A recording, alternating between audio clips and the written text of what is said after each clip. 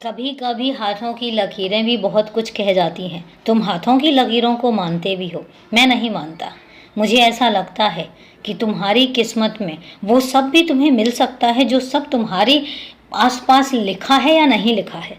कई बार कुछ ऐसे पंडितों को तुम अपना हाथ भी दिखाते, तुम अपनी कुंडली भी दिखाते हो और तुम्हें वो बताते हैं कि तुम्हारी किस्मत में ये चीज़ नहीं है या तुम्हारी किस्मत में ये चीज़ें हैं।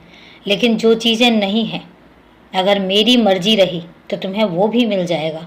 मैं तो तुम्हारी लगन देखता हूँ, मैं तो तुम्हारी शिद्दत देखता हूँ, मैं तो तुम्हारी पूजा देखता हूँ। और मेरी पूजा मैं बहुत बार बता चुका हूँ कि मेरी पूजा कैसे की जाती है, क्या विशेष तुम कर सकते हो।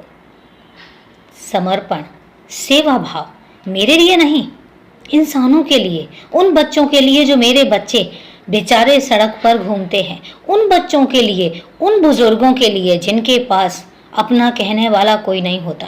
अगर तुमने उनके लिए अपनेपन का, सहानुभूति का एक रखा है, एक मन रखा है, तो ये समझ लो कि मेरी पूजा मैंने स्वीकार कर ली। मुझे इससे ज़्यादा तुमसे कुछ नहीं चाहिए।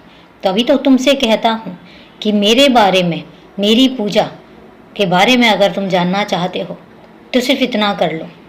और रही बात किस्मत की लकीरों की, तो तुम्हें वो सब मैं दूंगा जो तुम्हारी किस्मत में नहीं होगा।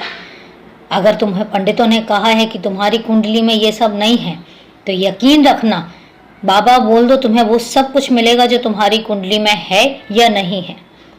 मैं वो सब भी दे सकता हूँ, मैं वो सब भी पलट सकता हूँ जो चीज़ें तुम्हारी किस्मत में तुम्हें बता दी गई हैं कि तुम्हारी किस्मत में कुछ ऐसा नहीं है जो तुम पाना चाहते हो, तो मैं वो सब भी दे सकता हूँ।